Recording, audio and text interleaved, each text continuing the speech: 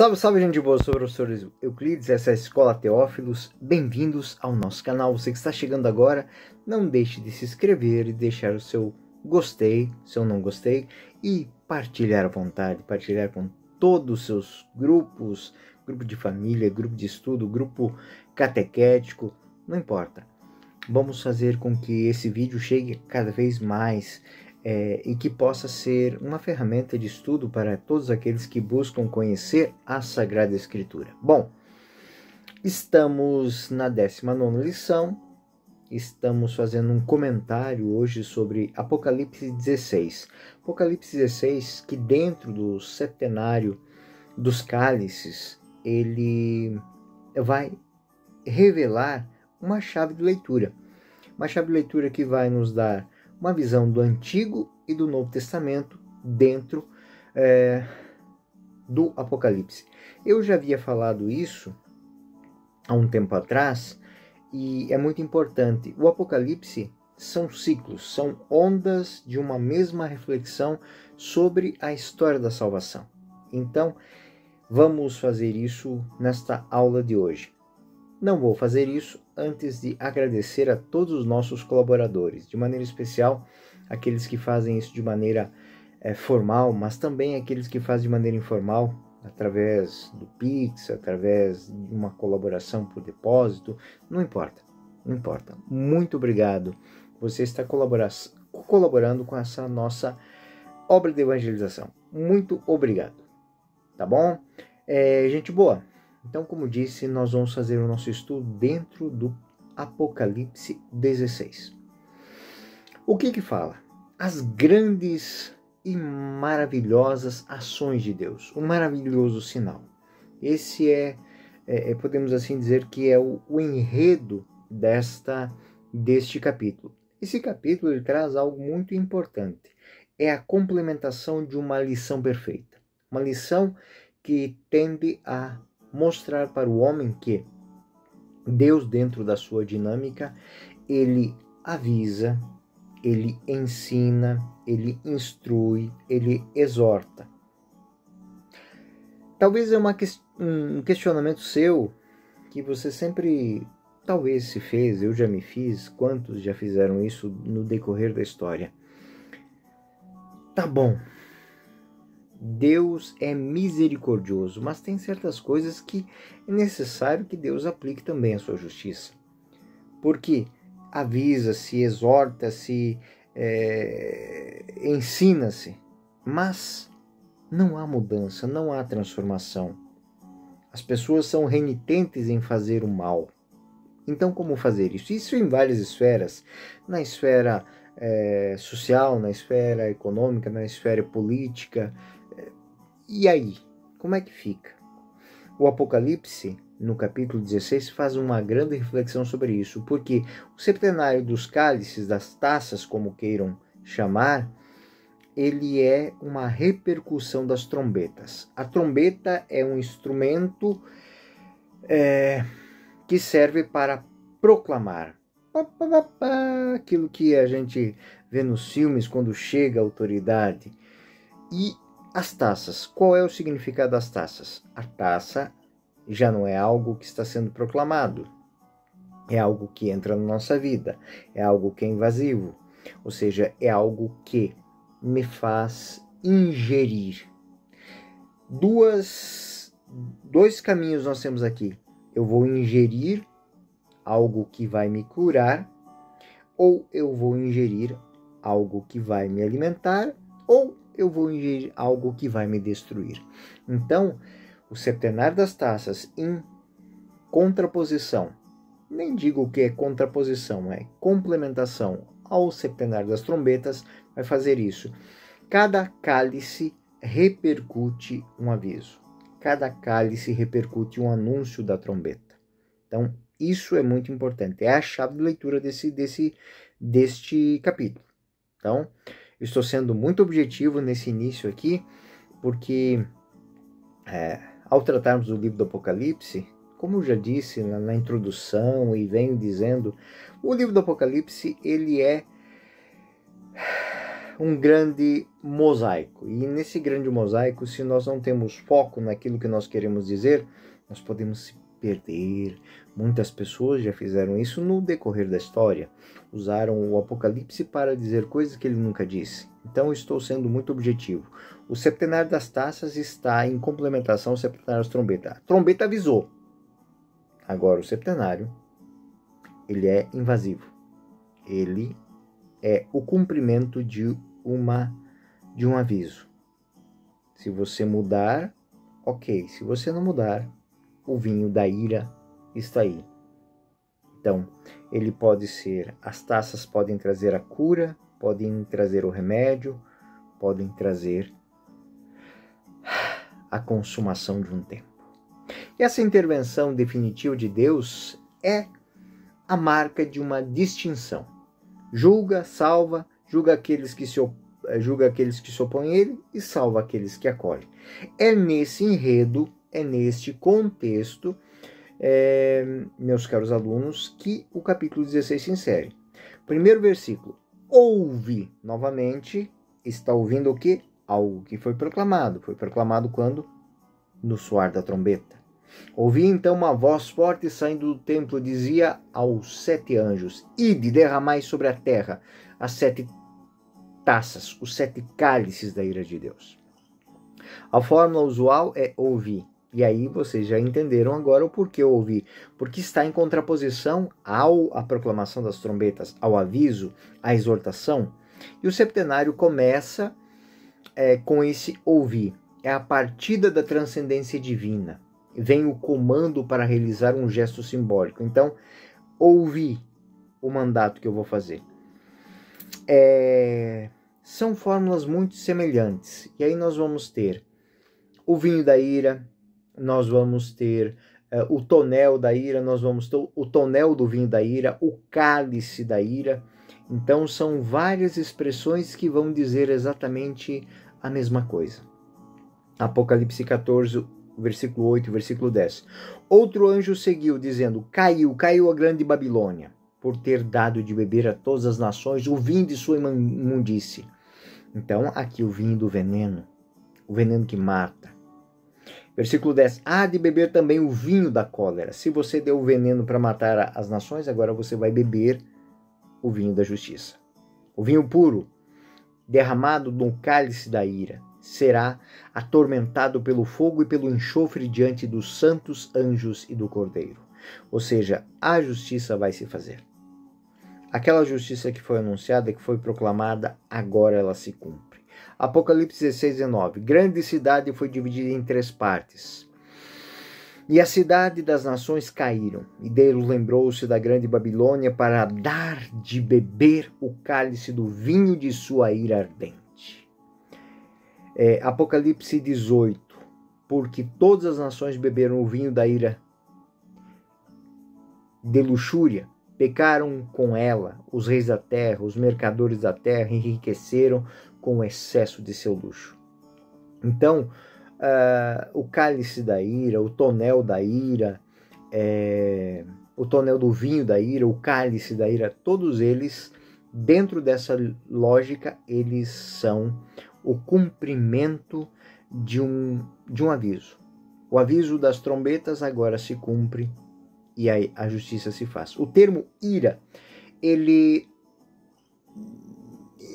especifica o símbolo com a solução que Deus apresenta contra a corrupção do mundo. É algo que é ingerido. É ingerido e vai às entranhas, ele vai consumindo. Ele causa modificações nas estruturas. O líquido, ele tem esse poder, ele vai em toda a fendinha, ele chega até onde ele tem que chegar. Né?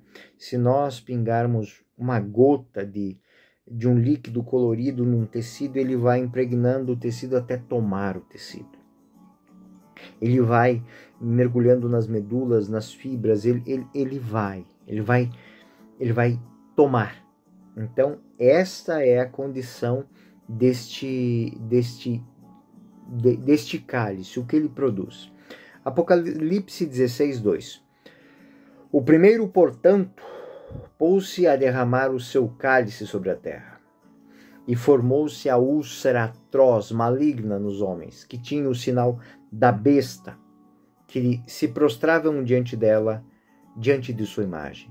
Esse cálice, essa taça, corresponde a primeira das 7 trombetas, pois as trombetas são um aviso, os cálices são a execução do aviso. Cada cálice é derramado sobre um ambiente diferente. E aí nós vamos ter sobre a terra, sobre o mar, sobre os ares, sobre as fortalezas, sobre a terra, enfim. Cada cálice ele vai ter uma dinâmica. O primeiro cálice corresponde à primeira trombeta. Então o primeiro anjo tocou. E aí caiu fogo do céu misturado com sangue e foram lançados na terra, e a terra queimou-se. Né? Então, se ao tocar a primeira trombeta desceu fogo, então esse fogo que foi queimando no primeiro cálice, ele causa úlceras. Úlcera, eu vou dar um exemplo bobo aqui. Quem já teve azia, né? Quem já teve uma febre, ele queima de dentro para fora. Isso diz respeito precisamente à terra. O mundo dos homens, eles estão infectados com uma úlcera maligna. Mas apenas aqueles que aceitaram a ideologia da besta e veneraram-a no lugar de Deus. Então aqueles que se deixaram corromper pelo mal, eles serão consumidos, eles serão corroídos de dentro para fora por essa marca, né? Assim, a 6ª praga, as úlceras, tinham infectado os mágicos. Então, aqueles que estão envolvidos com a traição, com a iniquidade, com o suborno. E isso é uma visão que está em Apocalipse, mas ela é memória de algo que aconteceu no livro do Êxodo. Então, novamente, a nossa concepção de leitura da história da salvação. Algo que já ocorreu, vai ocorrer de novo. Êxodo 9, 10, 11. Né? Tomaram, pois, a cinza do forno e apresentaram diante do faraó. Moisés tirou-a para o céu e produziram sobre os homens e sobre os animais tumores que se arrebentaram em úlceras. Os mágicos não puderam aparecer diante do faraó por causa das úlceras. Então, novamente, quem é infectado? Aqueles que têm o desejo de enganar, aqueles que falseiam a verdade. Então, de certa maneira, o primeiro cálice é um julgamento. É um julgamento contra a infidelidade e a idolatria. E aí nós estamos em Apocalipse 3. O segundo cálice se derramou sobre o mar, e esse tornou sangue, como um morto, e pereceu todo o ser que estava no mar. O segundo cálice, que nós temos aqui, corresponde à 2ª trombeta. E a 2ª trombeta, novamente, ela vai estar sobre o mar. O mar que se transforma num fogo, que se transforma em sangue. Então é derramado sobre o mar essa mudança de ambiente. O mar é símbolo do poder político corrupto, porque no pensamento de João, os romanos vieram pelo mar. Os gregos vieram pelo mar. Tudo aquilo que vem pelo mar traz essa corrupção e vai entrando nas medulas, vai entrando nas fibras da sociedade. Então, o mar é aquilo que esconde, a sua profundidade não se revela. Então, Apocalipse 13, então, vai novamente, vi então levantar-se do mar uma besta que tinha 10 chifres e 7 cabeças. Sobre os chifres, já falamos isso, é o poder político, é o poder do Império Romano. E lembramos que neste momento o próprio imperador estava se fazendo Deus. Alunos, eu gostaria que vocês notassem que essa primeira praga, ela é uma praga que tem as suas memórias no livro do Êxodo, Êxodo capítulo 7, 17 e 21, onde o Senhor diz: vou ferir as águas do Nilo com a vara que tenho na mão, e elas se mudarão em sangue. Ou seja, as nações que são hipócritas, que são ímpias, no seu afã de transformar a sociedade ou de subjugar as sociedades, elas não trazem outra coisa que sangue. Que sangue que permeia, ou seja, eles trazem a morte, eles trazem a guerra, e esta guerra, essa morte, ela faz com que nada subsista, nada se mantenha. Porque por mais que uma nação ímpia, que se coloca no lugar de Deus, e aí nós temos na história da humanidade tantas histórias, né? Nós temos ismos de tudo quanto é tipo, onde ora um rei, ora um governante, ora o próprio Estado, ora a própria coletividade quer se colocar como Deus, e não traz outra coisa senão distúrbio à humanidade. Ou seja, quando uma sociedade não respeita a liberdade de pensamento, a liberdade religiosa das pessoas, é isso que acontece. Ou seja, tudo se infecta, tudo se estraga, tudo se perde. A água se torna sangue, ou seja, aquilo que é vida se torna morte. Ou seja, o sangue é causa da morte de todos os seres. Êxodo 7, 24. Todos os egípcios cavaram no solo nas proximidades do Nilo e procuraram água potável, porque não se podia beber da água no Nilo. Ou seja, chega ao ponto em que eu vou buscar outras fontes. Eu abandono. Eu me canso daquele sofrimento. Eu me canso de tentar buscar de uma fonte, que é um rio, de uma fonte pútrida. Isso aqui é uma grande reflexão que São João faz sobre as sociedades. Sociedades, quando elas se impregnam desta putrefação, desta permissividade, desta perniciosidade nas suas decisões, a sociedade ela não é cega. A sociedade ela se deixa tomar pelo Espírito de Deus e ela vai buscar outras fontes. Ninguém gosta de tomar água parada. Água parada infecta. A água suja, ela não atrai nem mesmo os corvos. E aí, nós estamos no terceiro cálice, que corresponde à terceira trombeta. Apocalipse 8, 10, 11. O terceiro anjo tocou. Caiu do céu uma grande estrela, ardente como um facho. Caiu sobre a terra, sobre os rios, sobre as fontes. E o nome dessa estrela era Absinto. Absinto é o nome de um veneno, gente. O nome de um veneno. O Apocalipse 16, 5 a 7. Ouvi então o anjo das águas dizer: Tu és justo, tu és o que é santo e que julga. E capítulo 5, o versículo 16, no 5 ao 7, vai falar dessa dominação. Ou seja, sim, Senhor Deus, dominador, são verdadeiros e justos os teus julgamentos. Então, estas águas, elas lavam, elas limpam, elas mostram tudo o que está. E essa série do septenário, foram 3 anjos, parou. Temos um interlúdio no meio disso aqui. E esse septenário tem um centro. E nesse centro, tudo é colocado às claras. É mais ou menos como que um artifício poético para dizer: e no centro de tudo está a verdade, e no centro de tudo está Deus, e no centro de tudo está o Senhor dos Exércitos, o Deus dominador. Apocalipse 14, 3. Escreve: felizes os mortos que doravante morrem no Senhor. Ou seja, tudo é trazido à tona, tudo é apresentado, tudo é mostrado, é deixado às claras.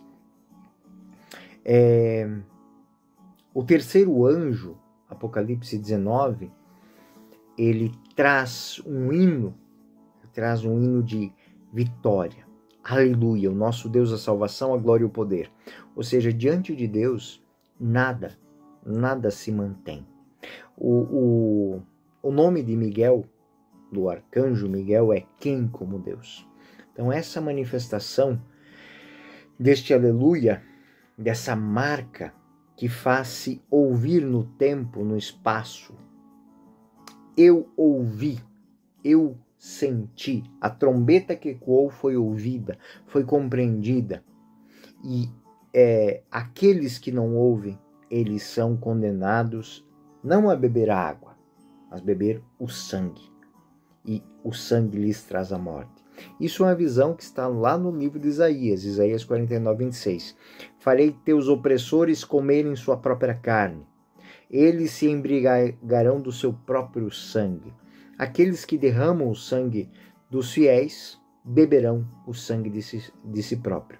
Ou seja, chega um momento na história em que a sociedade tem uma ruptura. Aqueles que fazem mal bebem do próprio mal. Isso se aplica em qualquer instância da sociedade. Aqueles que são infiéis, aqueles que são injustos, aqueles que são idólatras, aqueles que são ladrões, aqueles que são bandidos. Chega no momento em que, por mais que eles contem mentiras, as mentiras são silêncio. As mentiras não são mais ouvidas. Isso é algo que é muito bonito, porque toda a história da salvação, ela se marca por esses pontos de apoio. Salmo 79, por exemplo. Rios de sangue fizeram correr em torno de Jerusalém, e nem sequer havia quem o sepultasse. Ou seja, no meio de toda uma conturbação, a morte, ela se torna iminente ao ponto de ninguém mais se incomodar com ela. Então, essas expressões do Antigo, do Novo Testamento, elas se tornam claras, né? Ou seja, Jerusalém, ela é culpada de matar os profetas. Ela é culpada de calar a boca daqueles que falam a verdade. Ou seja, Jerusalém era o quê? Era o centro religioso e político. Na história da sociedade sempre é assim. Aqueles que ganham dinheiro, aqueles que têm poder nas suas mãos, eles querem dominar. Eles querem dominar, simples assim. E quando não há motivações, quando não há aspirações dignas, tudo isso só tem um final. O final onde a sociedade implode. Qual a diferença entre explodir e implodir? Explodir é quando uma força faz com que seja espalhada, ela é lançado longe. Implosão não, é quando é cavado um buraco e cai dentro de si mesmo. Isso é algo que não só o Novo Testamento, mas o Antigo Testamento lembra muito. Mateus, por exemplo, em verdade vos digo, todos esses crimes pesam sobre essa raça. Então a crítica aqui é feita, de certa maneira, ao povo da Antiga Aliança. Lucas 13:14, Jerusalém, Jerusalém, mata os profetas e apedreja os enviados por Deus. E aqui nós vamos expandir, em qualquer tempo. Sempre haverão aquelas pessoas que perseguem aqueles que falam a verdade. Perseguem aqueles que falam a verdade. Se uma pessoa quiser se sentir justa, se uma pessoa quiser se sentir fazer uma medida de como é que está sendo a sua vida, veja quantas pessoas atiram pedras. Árvore que não dá fruto, ninguém vai ficar tirando pedra em espinheiro. Por quê? Nada tem, nada sai. Agora, árvore frutífera leva a pedrada. Atos 7:52. A qual dos profetas não perseguiram vossos pais? Mataram os que prediziam a vida do justo, do qual agora têm sido traidores e homicidas.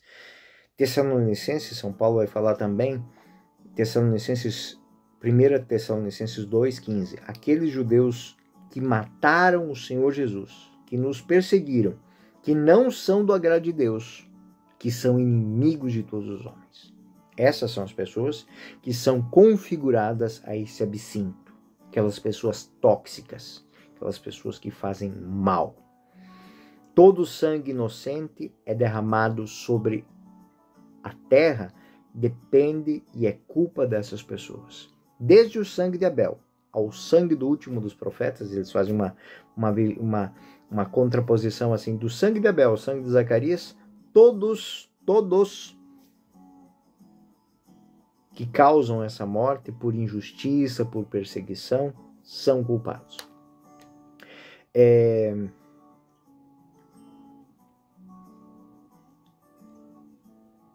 Nós temos também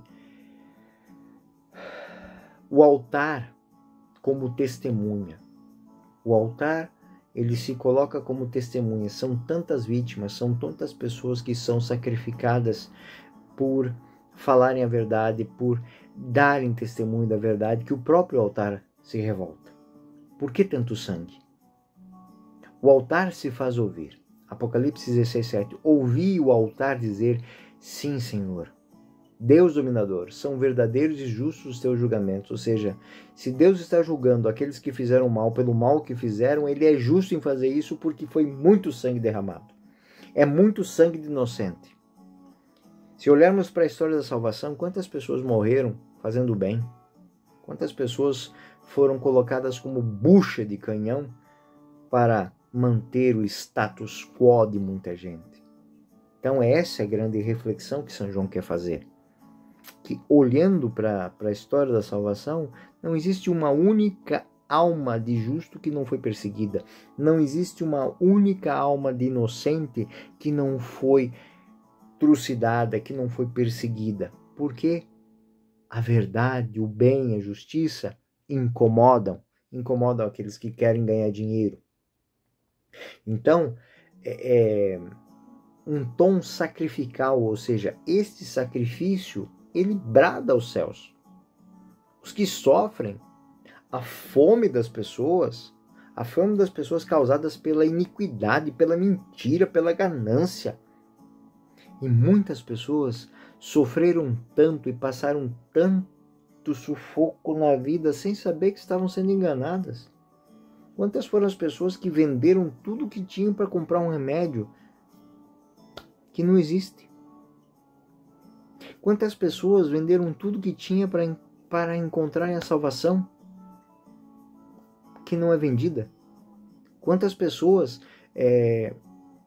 venderam tudo que tinha, deram sua vida, fizeram o máximo possível para alcançar uma coisa que não era comprada? Era dom, era direito. Então essa lógica que está, e quem faz isso? Ah, sim, a justiça. Eu aviso, 7 trombetas tocaram, agora serão 7 taças. Taças que vão ser para uns remédio, para outros cura e para outros destruição. Serão a gota d'água para consumir. Os homens, eles serão renovados ou consumidos por essa presença da dignidade de Deus. O quarto cálice, ele corresponde à quarta trombeta. Apocalipse 8:12. O quarto anjo tocou e foi atingida a terça parte do sol, a escuridão. Surge a escuridão. O sol, ele produz calor, ele produz luz, mas nesta unidade é feita a referência da reação dos homens semelhante aos dos egípcios que persistem na sua posição e não querem mudar a sua mentalidade. Então eles mergulham nas trevas. Sabe aquelas pessoas que estão diante dos fatos, mas não querem abraçar os fatos, não querem entender os fatos? Eles estão atrás de alguém que diga algo diferente. Só que o diferente não pode mais ser dito. Por quê? Porque o óbvio já foi proclamado. Apocalipse 9, 20 e 21. Mas o restante dos homens que não foram mortos por esse flagelo, que não se arrependeram das obras de suas mãos, que não cessaram de adorar o demônio, os ídolos de ouro, de prata, de bronze, de pedra, de madeira, que não podem ver, nem ouvir, nem andar. Não se arrependeram de seus homicídios, de seus malefícios, de suas imundícies e de seus furtos. A resposta ao blasfemo é um não. Não tem mais tempo, não é mais hora. a justiça de Deus vai se fazer. Apocalipse 16:10, o quinto anjo derramou seu cálice sobre o trono da besta. Seu reino se escureceu, seus súditos mordiam a língua de dor. Ou seja, eles não veem, eles se tornaram cegos. Eles não sabem o que dizer nem o que falar. Amaldiçoaram a Deus do céu por causa dos seus sofrimentos, suas feridas, sem se arrependerem de seus atos. A quinta taça não diz respeito ao ambiente geográfico, mas à própria besta. A própria besta que é ferida. O próprio dragão que é ferido. E isso é a marca do trono político e corrupto. Apocalipse 3. A besta que eu vi era semelhante a uma pantera. Um animal silencioso, pés de urso. Silencioso, mas que deixa marcas. Faces de leão. Causa medo. É o trono de Satanás, ou seja, é onde ele se coloca. Êxodo 10, estende a mão para o céu, e que se formem sobre todo o Egito trevas. Uma visão do Antigo Testamento novamente. Dado o tecido geral dessas relações, é possível ver uma quinta trombeta, o escurecimento do céu, do sol, causado por essa fumaça que sai do abismo. Ou seja, as próprias mentiras, elas chegam um momento que elas enganam até mesmo aqueles que as proclamam, né? O doido passa a acreditar na mentira, né? Aquele que o profeta maluco passa a acreditar nas suas próprias mentiras. E aqui é uma manifestação do mal de uma maneira muito forte. Como de costume, o sexto elemento é o mais desenvolvido dos outros. Representa de fato um momento decisivo da história. É a manifestação. É o momento em que não fica pedra sobre pedra. É o momento em que tudo é colocado às claras. E este último é o período dos 7 anos. É os 7 anos que fazem uma transformação. É a plenitude dos tempos. O foco é o sétimo elemento. E o sexto cálice corresponde à primeira cena da sexta trombeta. Está relacionada ao rio Eufrates. Ou seja, Apocalipse 9, dizia o sexto anjo que tinha a trombeta, solta os anjos que estão acorrentados à beira do Eufrates. Uma linha simbólica é a fronteira oriental da cavalaria infernal que veio para devastar a humanidade, ou seja, é os reis da terra que vêm para destruir para dominar.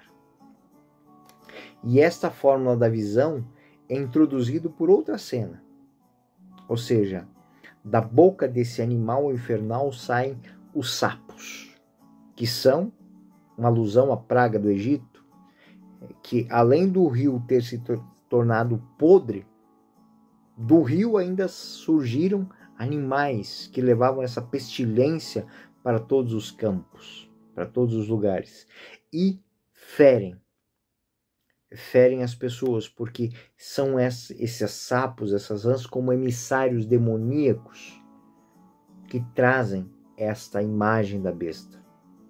Eles só falam uma coisa, eles coacham a mesma coisa. E o que eles querem fazer com isso? Distorcer a mentalidade. Fazer onde está a mentira seja interpretada como verdade, onde há verdade que ela não seja compreendida. Então, isso tudo leva a uma conflagração. Isso é para a gente olhar para a nossa história. Não existe revolução, não existe opressão que chegue num nível e se perpetue. Todo e qualquer tipo de sistema de domínio opressor, ele chega um momento que ele rompe, ele quebra. Por mais que os sapos coachem, chega um momento em que as pessoas não querem mais aquilo. E São João, ele é muito perspicaz em mostrar isso.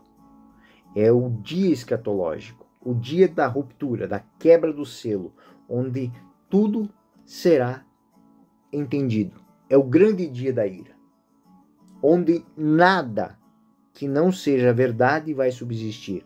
É o ouro no cadinho, onde o escolho é separado daquilo que é valioso.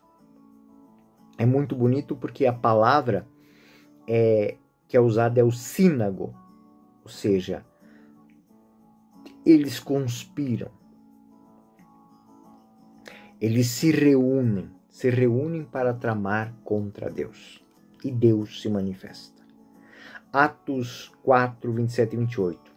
Se uniram nessa cidade contra o nosso santo servo Jesus, que ungistes, Herodes, Pôncio Pilatos e as nações e o povo de Israel.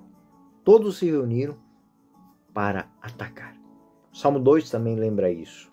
A antiga comunidade cristã, ela interpreta a morte do profeta como a ressurreição de Cristo. Atos 13. Nós vos anunciamos a promessa feita a nossos pais. Deus a tem cumprido diante de vós, seus filhos, suscitando Jesus, como também está escrito no Salmo 2, tu és filho, eu hoje te gerei. São João também deduziu essas imagens para apresentar a morte do Messias como combate escatológico. E aí, aqui, nessa parte, eu gostaria que os senhores prestassem muita atenção, porque é algo muito bonito. Porque São João vai fazer uma comparação com algo que é muito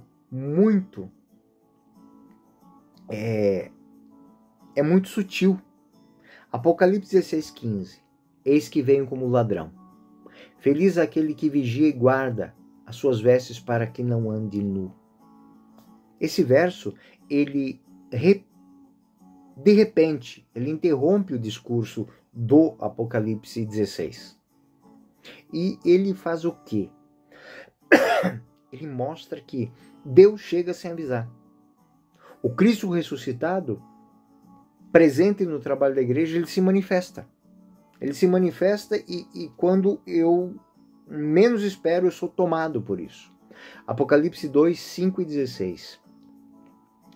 Senão virei em breve a ti e combaterei contra eles com a espada da minha boca. Apocalipse 3, venho em breve. Apocalipse 22, eis que venho em breve. Felizes aqueles que põem em prática a palavra da profecia deste livro. Essa palavra, venho, ele está vindo, traz atenção, porque ela faz entender que está presente no tempo, está se manifestando no tempo. A morte de Cristo, ela não é nada mais, nada menos que a manifestação de Deus na história. A partir daquele momento, não existe mais um passo atrás. Ou é ou não é. O morno vai ser vomitado. E aí, ele vai fazer uma série de citações, fazendo memória de Mateus, porque os filhos do homem virá na hora em que menos pensardes. Lucas, estáis, pois, preparados, porque a hora em que não pensais virá o Filho do Homem. Ou seja, essa iminência de Deus, ele vem como aquele que quer tomar de assalto. Ele não manda aviso. Os avisos já foram acontecidos, as trombetas já soaram. Agora é a hora de derramar o cálice. O próprio Apocalipse, ele mostra isso. Apocalipse 3 lembra isso. Se não vigiares, virei a ti como um ladrão, e não saberás a hora que te surpreenderei. Então, esta manifestação de Deus, ela é transformadora. Ela é assustadora, porque o que tinha que ser dito desde o Antigo Testamento já foi dito. Agora é a manifestação de Deus. Deus, no mistério salvífico, ele faz com que o homem se coloque diante de sua realidade. Nudez, vergonha, pecaminosidade, tudo isso é manifesto. E tudo isso tem que ser superado. Existe aqui um momento em que a gente fica pensando, mas é tanto símbolo, é tanta simbologia, mas lembrar que os leitores do Apocalipse, no seu tempo, eles interpretam os símbolos. Eles sabem exatamente de onde é que está vindo essas comparações. é do Gênesis, é dos Salmos, é do livro dos Êxodos, dos profetas. Tudo isso está sendo. Só que agora isso tudo será tomado dentro de uma e aplicado dentro de uma nova realidade, a realidade da comunidade cristã. Ou seja, é a hora do combate. É a hora em que eu terei que dizer do que eu sou feito. E aí, nós estamos no capítulo 16, no versículo 16. Eles se reuniram no lugar chamado em hebraico de Armagedon. Armagedon. Ou seja, o combate final se manifestou. Não tem meias medidas. Tudo o que tinha que ser dito foi dito, tudo o que tinha que ser feito foi feito. Agora é o momento do grande combate. Esse Armagedon, Harmagedon, é o monte de Megido.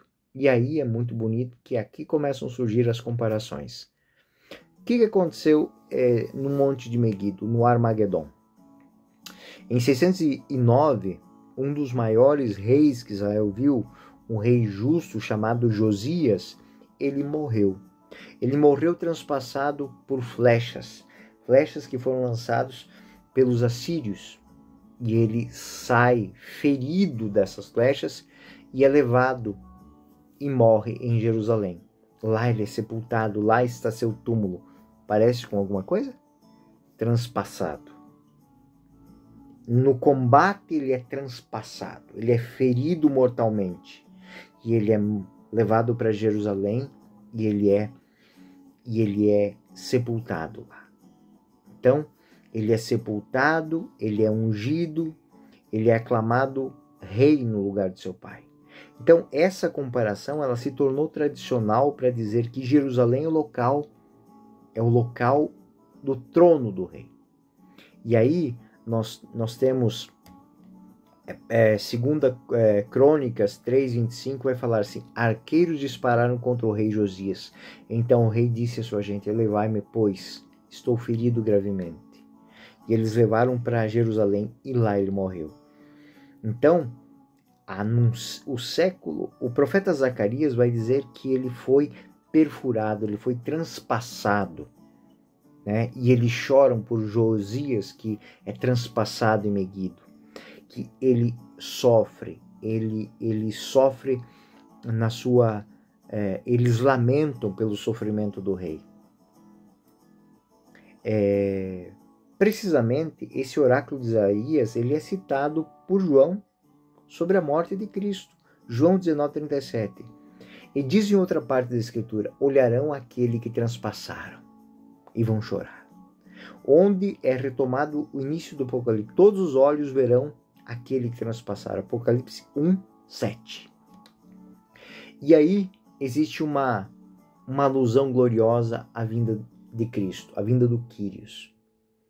Ou seja, o cálice, o sexto cálice ao derramar, ele manifesta. Ele tem o significado de Megido. Ou seja, o monte agora é o Gólgota. Então, em momento nenhum no Apocalipse se vai falar de montanha, de planície. Por quê? Porque existe uma grande alusão ao Gólgota, a montanha, o monte no qual Jesus morreu. E é ali que se travou a batalha escatológica contra o bem contra o mal. E Cristo venceu. Ele venceu com os seus poderes, com sua entrega, com seu coração, com sua doação. Tudo está consumado. E aí surge aquela voz. Apocalipse 16, 17 e 21. O sétimo derramou o cálice pelos ares. E aí não é uma batalha mais no chão. É uma batalha em volta do grande trono. Está pronto. A grande cidade foi dividida em 3 partes e as nações caíram. As ilhas fugiram, as montanhas não foram mais encontradas. E o sétimo cálice é a sétima trombeta, ou seja, ela celebra o cumprimento do mistério de Deus de acordo com tudo o que foi dito, Apocalipse 10, de acordo com a boa nova que confiou aos servos e profetas. E ela quer mostrar a vinda do Cristo. Então, o sétimo anjo que toca a trombeta, ele está anunciando essa vinda iminente, que reinará pelos séculos dos séculos. O império de nosso Senhor Jesus Cristo estabeleceu-se sobre o mundo e ele reinará sobre os séculos dos séculos. Trata-se não mais da terra, nem do mar, mas do ar. E aí é um ambiente em que eu não estou falando de bestas humanas, mas estou falando de seres, de poderes muito maiores. São potestades do ar, são poderes angelicais. O mal será combatido na sua origem. O mal será vencido na sua origem, ou seja, na sua fonte, naqueles que desobedecem originalmente a Deus. 1 Tessalonicenses 4,17. Depois de nós, os vivos, os que estamos ainda na terra, seremos arrebatados juntamente com eles sobre as nuvens. Encontro do Senhor nos ares, assim estaremos sempre com o Senhor. Ou seja, é a manifestação de Deus. A manifestação de Deus que escatologicamente é o momento em que não há dúvida. Tudo está consumado. A realização de tudo está plena. Indica a realização, então, de um evento tão importante que não carece de apresentação. Todos saberão que aquele é o dia do Senhor. Está feito, está pronto. O alfa, o ômega, o começo e o fim se manifestam. É uma forma semelhante à última palavra de Cristo na cruz. Tudo está consumado.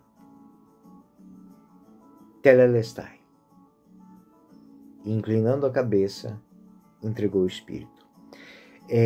Os fenômenos apocalípticos, as catástrofes, trovões, vozes, relâmpagos, terremotos, a terra que entra em convulsão, tudo se manifesta. Indica a intervenção definitiva de Deus, ou seja, a conclusão de todas as questões, aquelas questões que foram desde o início dos tempos, proclamadas pelas trombetas que se manifestaram. Chegou o momento em que o cálice é derramado, e esse cálice traz à tona todas as injustiças, todas as curas. Ele derramado, ele traz cura para aqueles que estão feridos, traz vida para aqueles que estão mortos e traz morte para aqueles que não querem viver. O cosmos se convulsiona, corresponde ao sexto selo. O terremoto que perdura para a cidade lembra a sexta trombeta. A reação dos homens, no versículo 21, repropõe o tema da obstinação. A reação dos homens, são obstinados em fazer o mal. E a oposição do blasfêmio. Então, neste sistema, que parece ser redundante, está acontecendo a consumação do tempo.